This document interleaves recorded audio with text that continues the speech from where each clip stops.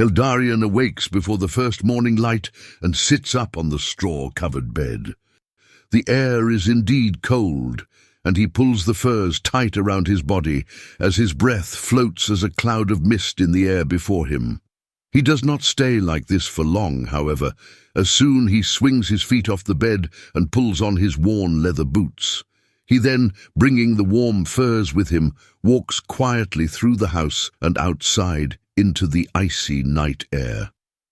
It is almost dawn as the first traces of light are visible on the far horizon over the dark and murky sea to the east. But the air is still dark and pale, and even the first hints of light are icy in tone, without the warm reds, oranges, or purples of the rising sun.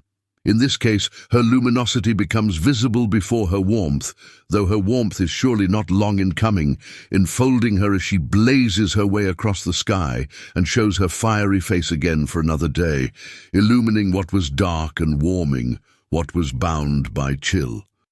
After a prolonged moment, looking out across the sea to the east, Eldarien begins to make his way down the path to the beach, careful not to trip or lose his way anywhere along the darkness-enshrouded landscape. In a short time, he stands in the sand with the soft waves washing up on the shore only inches before him, humming their continual song, non-violent in its gentleness and yet strong in its depth of baritone intensity. The air is lighter now, and subtle streaks of yellow and bluish-purple are visible, glowing through the low-hanging clouds, filling their full-bodied girth with a soft radiance. The painful memories from the previous night still linger in his mind, and his heart is heavy.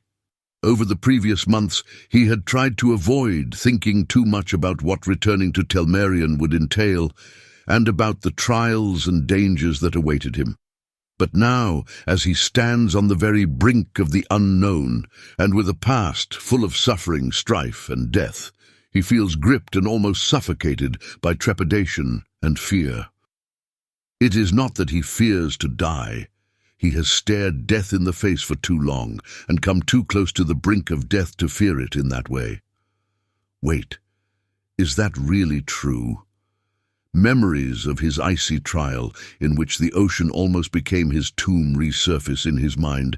He was scared of death then, scared of his life being snuffed out before he had found peace, before he felt, for lack of a better word, ready.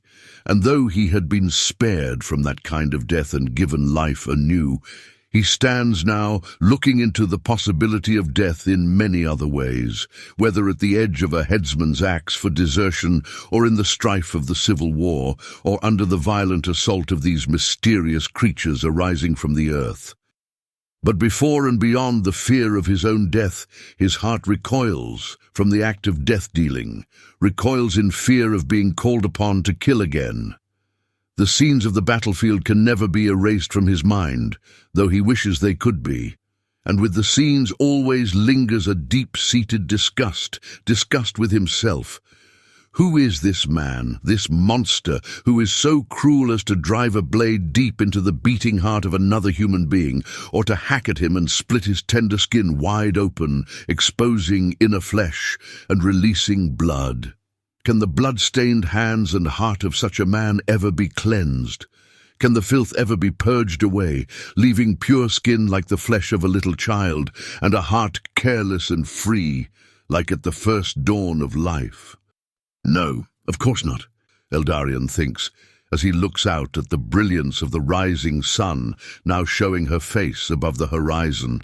Warm light sending crimson ripples across the sky and sparkles of splendor across the surface of the ocean. His only hope lies now in fighting for goodness in whatever way he may, in standing for all that is beautiful in human life, rather than in taking it away. In this manner, perhaps, just perhaps, he can hope to find some freedom from the inner pain. And even if that is not possible, even if for him nothing changes, as long as he is able to do some good, to relieve some suffering, to bring some hope to at least one person, that is and will be enough. To his surprise, he hears a voice calling from behind him, interrupting him, and stirring him from the current of his thoughts. He turns around and sees Morloff walking towards him in the dawning morning light. Eldarien Ilomiel, The old man says. you will be departing soon, will you not? Not immediately. But you do not intend to stay long. No, I do not. Eldarien replies. There are too many pressing needs ahead of me. I don't know if I could rest. One cannot truly do good unless one can also rest while good still needs to be done. What do you mean? You are not the world's savior. Morloff says. There are many things in this world beyond human ken and capacity. It is our allotted portion to humbly do what we may, and to rest. But how? Eldarien whispers. When what is beyond us afflicts us, and continually harms those whom we love. How can we not stand against it? I am restless for good, and I do not think I could be otherwise. True, and rightly so. But there are many ways to stand. What matters is that we stand in our own place, accepting what is allotted to us. And the rest? In the rest, trust. You speak as if you know. Forgive me, Replies Morloff quietly. I speak in folly. It is easy to speak fine words when one wishes to appear wise or to aid another, but it is much harder to live them. And you have been tested far more than me, indeed more than most men. Forget what I said. The path you walk and will walk as the coming days unfold is far beyond me, but I hope and trust indeed that you will find the right path. Morloff places a hand on Eldarien's shoulder and looks deeply into his eyes. He continues.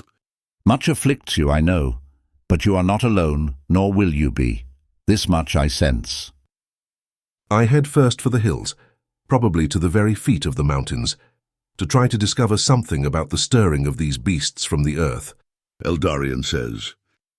A dangerous task and a long journey. I need to know what is happening, and what may be done about it. I fear there may be conflict before the end. Morloff says. I know you wish not to fight against your own kind, and indeed the civil war may be the portion of another man.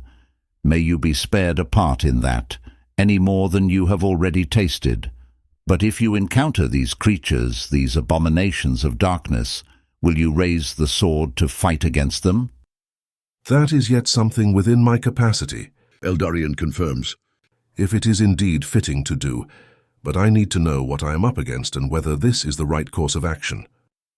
And I have not a sword any longer. Mine rests at the bottom of the ocean.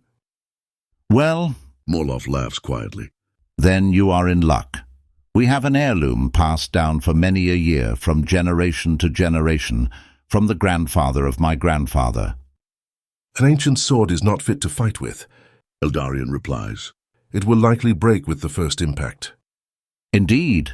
Well, not this one. You see, it is forged of the ancient metal, light but strong, which does not wear with the passage of time, nor dull with the clash of blades or armor or stone. My alien?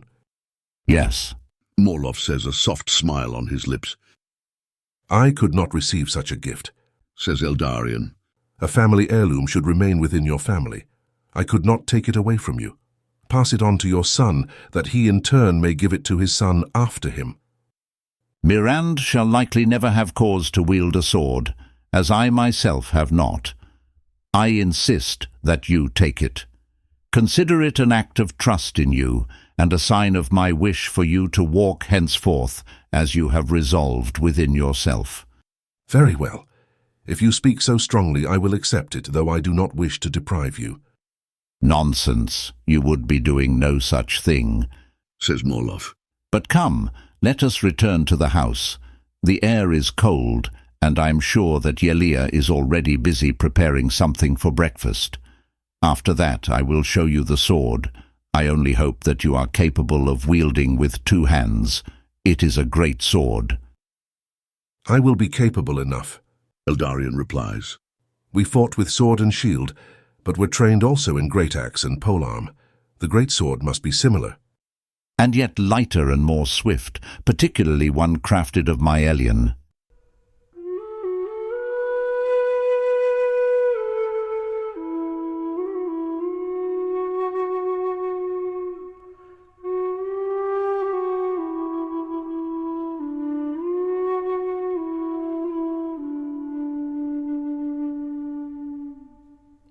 Do you think you are in good enough health to be leaving? Yelia asks after Eldarien has finished breakfast. I feel quite well. Your time in the icy water surely had a negative effect upon you. Perhaps you should stay for a few more days. I fear you will grow ill, and on the road alone is a bad place to be when illness strikes. I see your point and appreciate your care, Eldarien replies. but I really must be going soon, today if possible. Stay for 2 more days. Morloff says. Then we can confidently send you away without fear that you will collapse on the road. This statement does not come as a request or even a suggestion. Eldarien knows that he is free to decide, and that even their strong insistence bears no authority over him. But why betray their kindness all to gain only 2 days' time, when he does not even know his destination or the fullness of his purpose?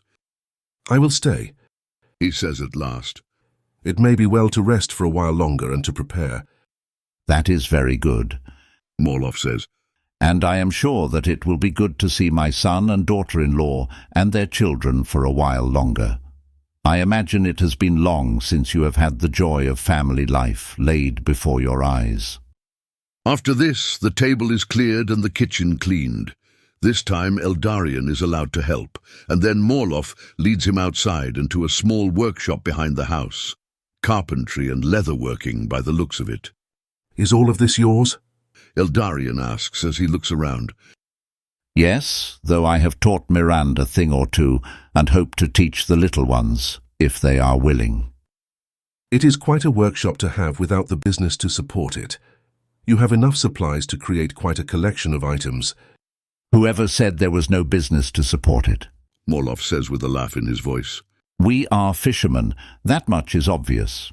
But whenever someone in the area needs someone to work with wood, or to craft leather shoes, or a cloak or a saddle, you name it, they turn to me. It is really a much greater love for me than fishing. To fashion beauty or usefulness with these hands is a marvelous thing. To see the shape begin to form beneath my fingers, under the touch of my tools, it does a man good. Perhaps it feels something like what the gods felt when they brought the world first into existence. Perhaps so, Eldarien says quietly as he looks around the workshop. Speaking of creating, Morloff continues in another tone. I imagine you will need something to keep you warm in your travels. You know the death-dealing cold of our land. Indeed. How would you feel about me turning the furs of your bed into a cloak? You would do that. I hope to do it if you do not object. I do not object. It would be a greatly appreciated token. I wish that I could pay you, but... Nonsense. You can consider it done. Morloff smiles a toothy grin, and Eldarien cannot help smiling back at the kindness of this man, who has already done so much for him. I am going to bind the furs inside stretched and treated leather, seamless as much as I can make it, so that the cloak will be waterproof as well as warm. A hood, too, I will need to attach, with fur. We don't want your ears falling off from the cold while you travel. First a plum nose and now earlessness, Laughs Eldarien. Your imagination is quite vivid, Morloff. The old man smiles as he looks around wistfully, as if planning the project in his mind. Oh, He exclaims. and I almost forgot. Yes? The sword. With this, he walks to the back of the workshop and pries open the lid of an old wooden chest. From within, he draws a sword, turns, and holds it before Eldarien. It looks as it must have on the first day of its creation. Eldarien says softly.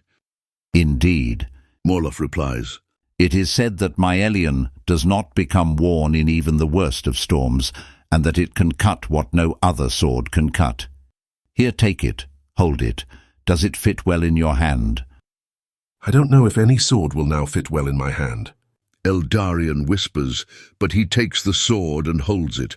The grip is bound with smooth strips of leather which adhere well against the palm, while the pommel, crossguard and blade are all naked Myelion, a soft but clean silver colour with a touch of blue. On the pommel is an emblem that Eldarien does not recognize, and on the crossguard are carved what look to be vines and leaves, coiling around one another and terminating in flowers on either end.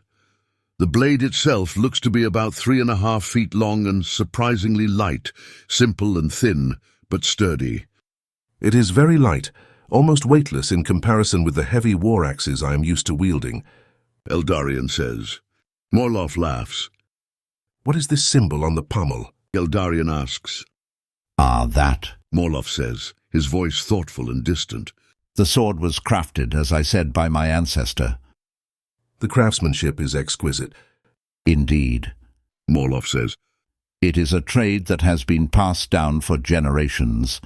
If only it still lived in us as strong as it did in our forebears. The emblem you ask about, however, that is an ancient rune from a small tribe who wrote differently than the main symbols of Telmerion. It stands for the virtue of integrity.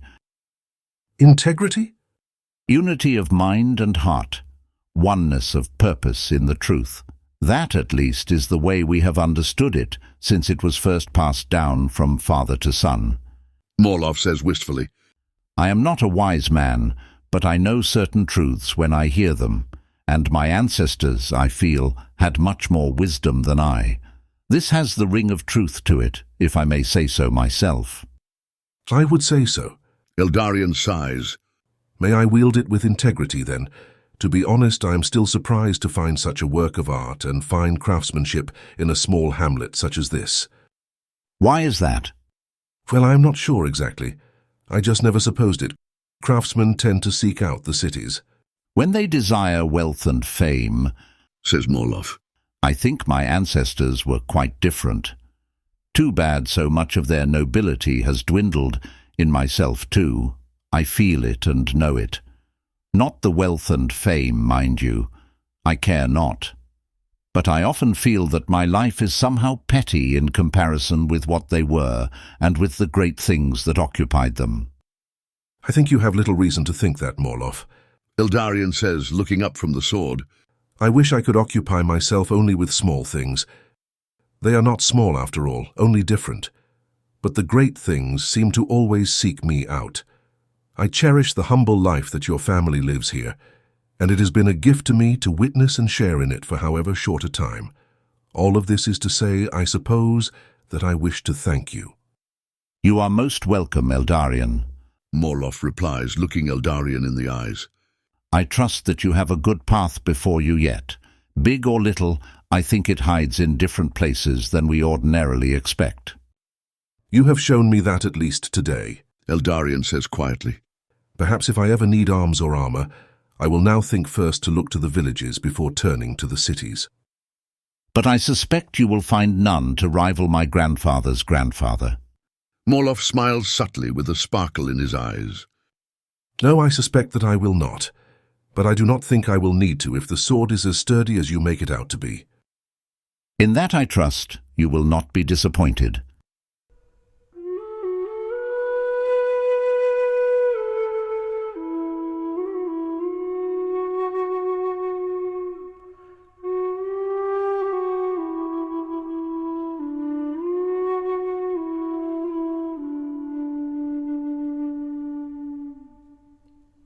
Hello! Yalia's concern is proved right, as that night Eldarien retires to bed early feeling ill and wakes in the morning with a high fever. For 2 days he is in and out of consciousness and eats very little. They nourish him on vegetable and bone broth and a bit of goat's milk, though the latter he finds to be too much. But on the morning of the 3rd day he awakes feeling refreshed, with the fever gone. A bizarre sickness, he says to Morloff, who comes in to check on him about an hour after dawn. I felt fine ever since being recovered from the beach, but I guess the trauma of the cold and the shock caught up with me. I think you are stronger-willed than you realize, Eldarien, Morloff replies. But your body could not keep up and demanded rest. I think I'll wait another day to depart. Good, I was hoping you would say that. That afternoon, the air is unusually warm, and the sun shines unobstructed in the sky, glistening brightly off the surface of the ocean and illumining trees and grass and the rough sand of the beach. Miranda and Alia's children play outside in the yard, while the adults sit and watch, talking quietly between themselves. I hope this warm weather will continue for your journey, Miranda says. Even for a day it would be a blessing, Eldarien says. but we are accustomed to the cold and the wind. You know how the saying goes. Yes, a Telmerion without cold is like a fish without water. A saying not totally precise, Alia observes. but it is true in more ways than one. Hey, Papa, Cries little Elinia. watch me. The little girl, with braids of blonde hair down her back and a face red from play, looks at her parents, jumping up and down with seemingly boundless energy. I am watching, dear. Miranda replies. Mama, you too. What do you want to show us? I have whip.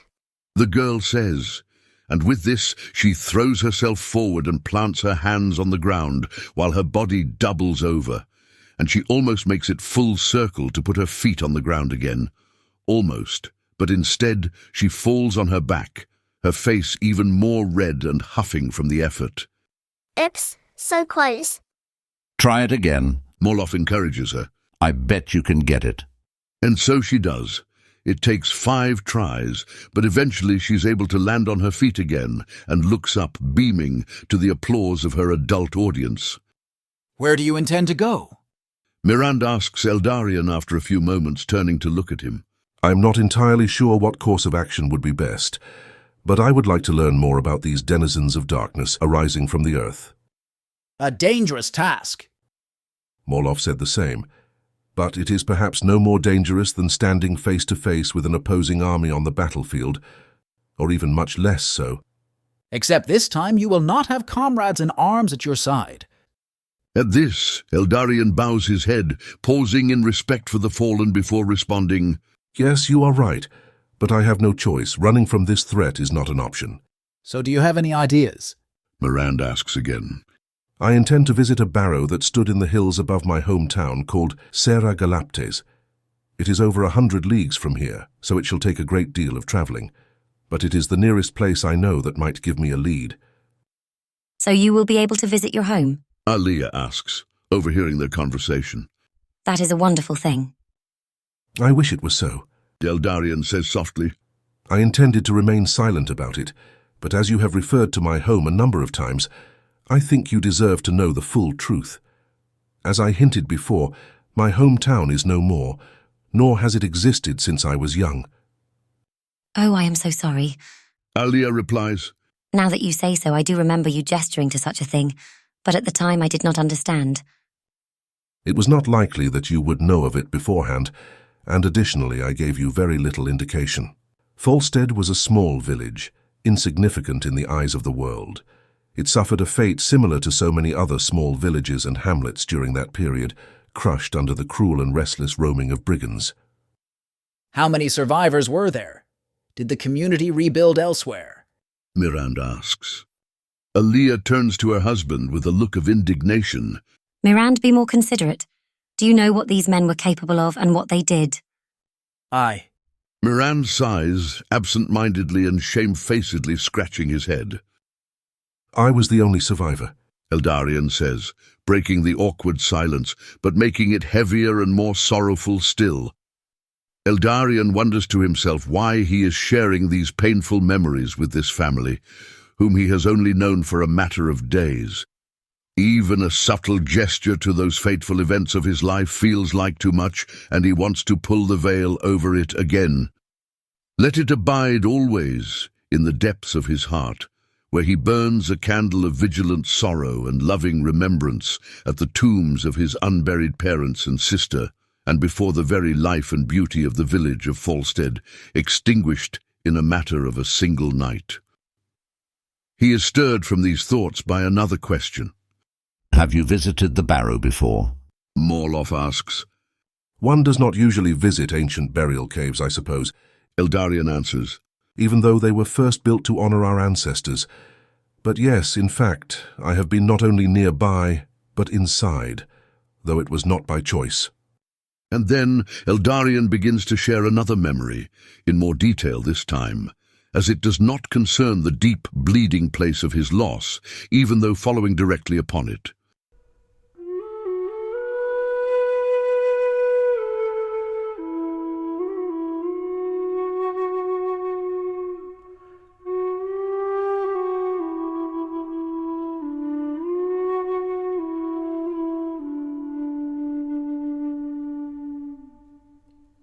Eldarien awakes on the morning after the attack, his whole body aching and his face pressed against cold stone.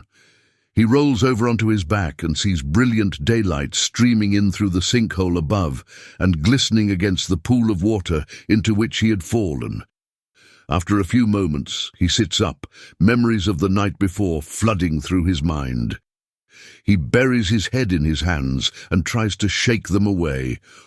Or should he rather linger with them, to try to reverence those who were lost and to mourn for them? But it is too much, and he rises to his feet and seeks to move in order to distract himself. The air is also damp and cold, and he wishes not to linger long in this place. He looks around the rocky chamber. The walls are steep and in large part smooth, after being worn by trickling water for years. Climbing back out the way he had fallen is an impossibility, but there must be another way out, for this is not just a natural cavern, but the barrow of an ancient king. For a moment, a surge of fear arises in Eldarien, as the thought crosses his mind that perhaps this is not the barrow, not a man-made cavern, but in fact nothing other than a large hole in the earth, there to swallow him up and never let him go. But even as the fear surges in him, he sees a passage in the wall, narrow and yet tall, and wide enough for a few men to walk side by side through it. Above the entrance, etched into the stone, are runes in the ancient tongue, almost unintelligible now, centuries later. But drawing near to them, Eldarien is just able to make them out. Among the shadows lie the many fallen under blade of foe or by illness smitten, or age's plight, awaiting day's coming, dispelling night. His knowledge of the ancient tongue is quite thorough and yet imperfect, learned from his tutor, Aiden. Another surge of sorrow washes over him as the face of this man, noble and peaceful, sober and yet joyful, comes before his mind's eye. How had he not thought of him before now? The loss of his family had been enough to suffocate out all other thoughts, but Aiden too is family, or as close as one can be to family who shares not the bond of blood. It was he who taught Eldarien to read the language of their forebears and to work at the smithy in both metal and leather, and to wield the sword. There was a little, but wholly peaceful disagreement between Aiden and his father about the latter, as his father wished him only to be proficient in the bow, in which he himself educated his son, and educated him well, thinking the sword to be the weapon of murderers and brigands. But he had tolerated and accepted the training, understanding also that one must know how to defend oneself and one's kin from the violence that may threaten them. To defend against the sword, with the sword. If only there were another way, for now they all lie dead, their blood staining the earth, their corpses burned by fire, and Eldarien's sword lies unused, buried deep in the chest in his room. Had Aiden perhaps fought the brigands, stood strong to protect the village, with his own expert art of swordsmanship?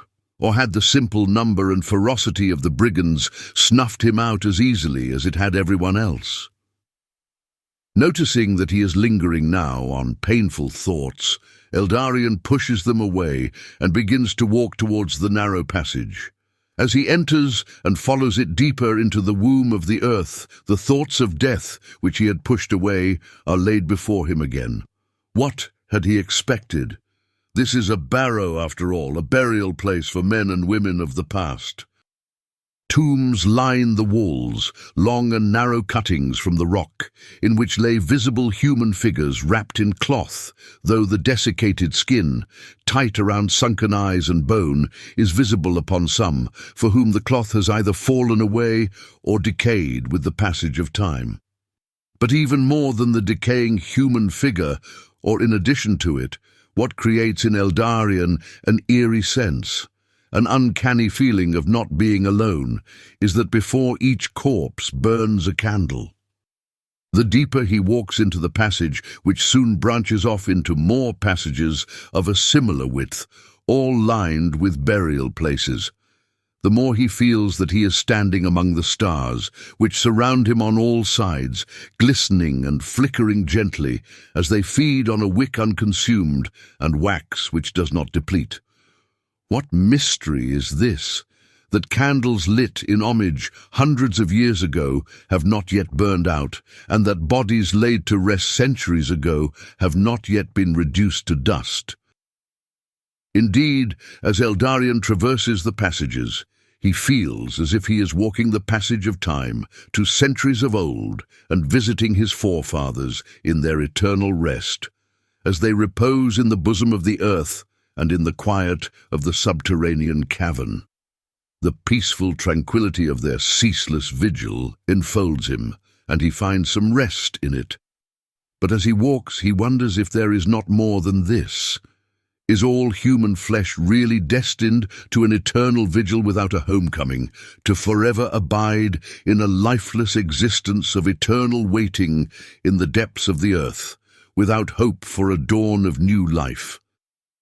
The legends here are obscure, marked by shadows and contradictions. Some tales tell of the repose in the abode of Middle-est that all human spirits find, while their bodies decay in the earth. Others speak of the spirit resting with the body, as the candle burning in vigil unspent for ages and ages.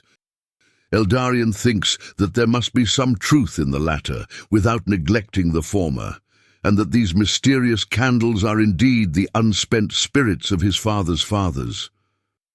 But what are they waiting for, if they are waiting at all?